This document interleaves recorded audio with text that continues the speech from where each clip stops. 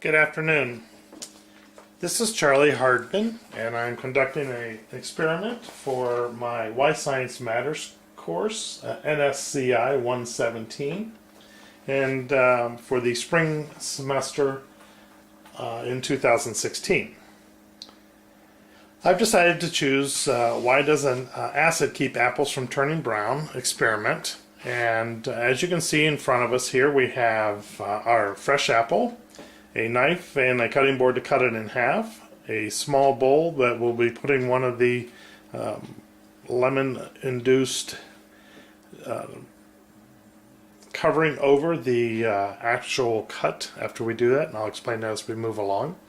And you'll see that we have our control and also our lemon. This will allow us to compare the two as we move forward on the experiment. We also have a 100% lemon juice that will be used, and we'll explain why we're using that and the effects that it will have. Why this interested me when I went through the list of the different assignments was I've always wondered how you can get a small bag of apple slices from, for example, McDonald's in the kids' Happy Meal, and the apples are never brown. They always seem to be fresh. So I was kind of interested me as to how they always did that, and I wondered what technique they used and what chemical reactions they were looking for to allow that oxidation not to happen. This is an experiment regarding oxidation, and we'll go into a little bit further details as we move forward. So the first thing we need to do is take our apple, and we're going to cut it directly in half. It's just a normal apple. We're going to cut it directly in the center, allowing us to have two halves of apples. And as we look at the apples, they look identical. There's really no difference between the color. You can see even the juice from the apple shiny a little bit that we have. One of these is going to be our control, so I'm not going to do anything else with that. I'm simply going to place it right here on my napkin with the control sign right behind that. The second part that I'm going to do is the lemon juice. We're just going to pour a little bit of the lemon juice into this glass dish, and just enough for it to allow the apple to be put where we had just cut it. We're now going to put that in face down into that and just let it sit there.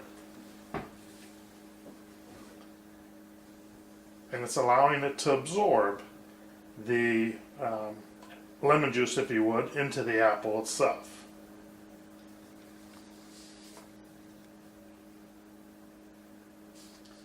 We're going to let that sit in the lemon juice, and I'm just going to time ourselves here for 2 minutes. And in 2 minutes then, I will turn back on the camera and show you where we're at. So we're going to let that sit for a period of 2 minutes, and we'll be right back with you. So it's been 2 minutes since I last was on there, and as you can see, I'm simply lifting this out of the lemon juice, and let's compare the two and see what they look like. Well, as you can see, I'll turn them the right way so that you're looking apples to apples. This is my control right here, and this is the one that is soaked in lemon. You can see already there's a little bit of an oxidation going on with the control. So I'm going to place my control back down so I keep track of which one is which. And on the one where the lemon has been soaked in for the 2 minutes, we're going to allow that to set. We're going to take a whole 30 minutes. Don't worry, you don't have to listen to me for the entire 30 minutes. But this is a 30-minute experiment. So I'm going to set my timer for 10 minutes. And after the 10 minutes is up, we're going to come back and we're going to look and see, is there any difference between the two? And I have my 10-minute timer going. And we'll see if there's any difference in what we've seen currently at the beginning of this is our first attempt. We've just finished soaking the apple in the lemon juice and the control.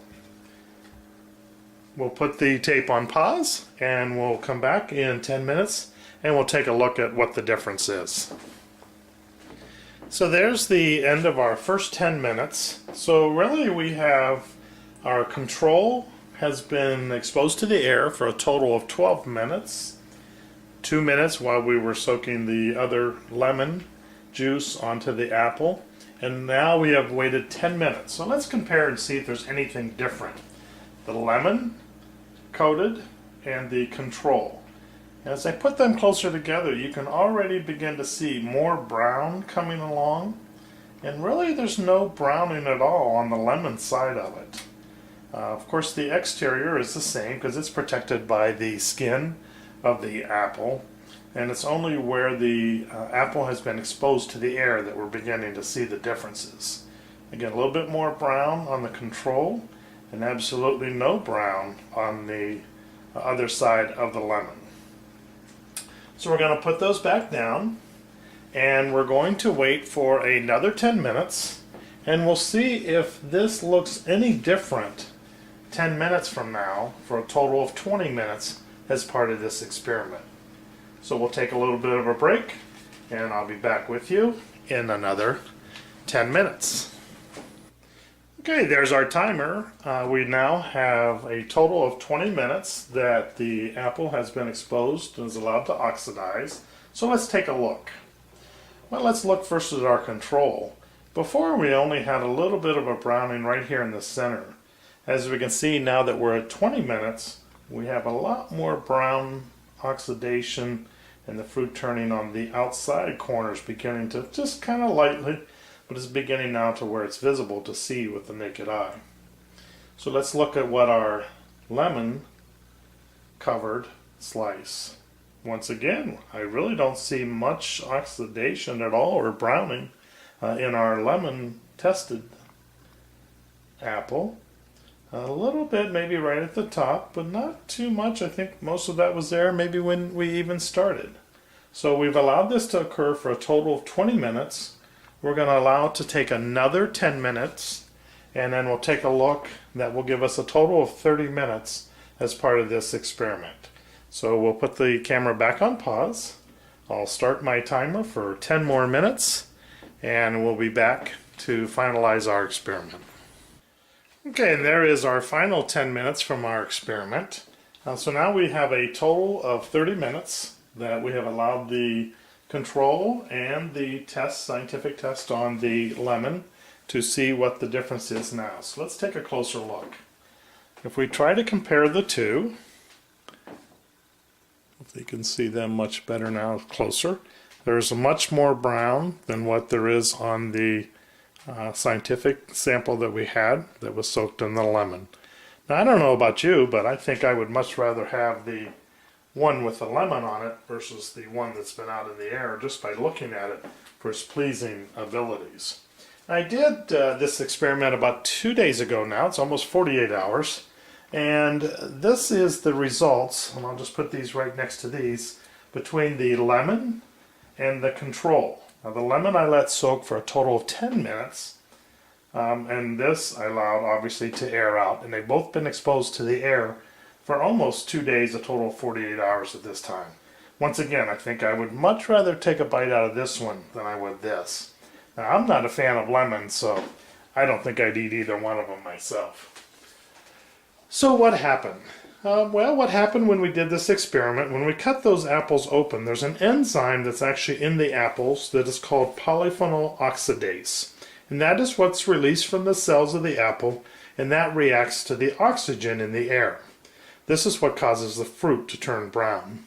And actually, this enzyme, the polyphenol oxidase, is in a lot of plants, and it's used as a defense mechanism. Whenever the plant gets damaged, that browning effect comes out, which then makes it a little less, shall we say, appetizing to animals and insects from eating the plant any further. And studies also show that the plant actually can heal because the browning creates an antibacterial effect, which prevents germs from destroying the plant even more. So what does the lemon juice do? Well, the lemon juice is what keeps it from browning. We've shown that. And it's because of the absorbic acid, the vitamin C, which has a low acidic pH level. Absorbic acid works with that oxygen, and it will react with it before it reaches the polyphenol oxidase. So it's going to take care of the absorbic oxygen, or I'm sorry, the absorbic acid first, and that's going to react with the oxygen before it goes to the enzyme, the polyphenol oxidase. Once that absorbic acid becomes used up, then it will begin to try to take effect on the enzyme polyphenol oxidase. And the reason that it does this is the polyphenol oxidase works best when the pH level is between 5 and 7. However, below pH level of 3, the enzymes become really inactive. And the pH level of lemon juice is in the 2.0 range, so that makes it very effective against browning.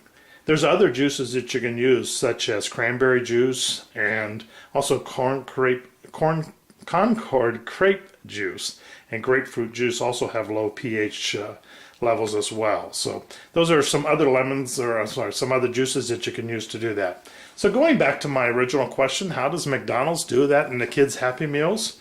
Well, I think obviously they must spray that with an enzyme to keep them fresh, but also the oxygen available in that small bag is very limited, therefore the rate of that oxidation would also be reduced. So again, thank you very much for watching my experiment. I hope you learned something as I did, and if you want to keep your apples looking fresh, maybe soak them in some lemon juice before you serve those to your guest. Thank you very much and have a great day.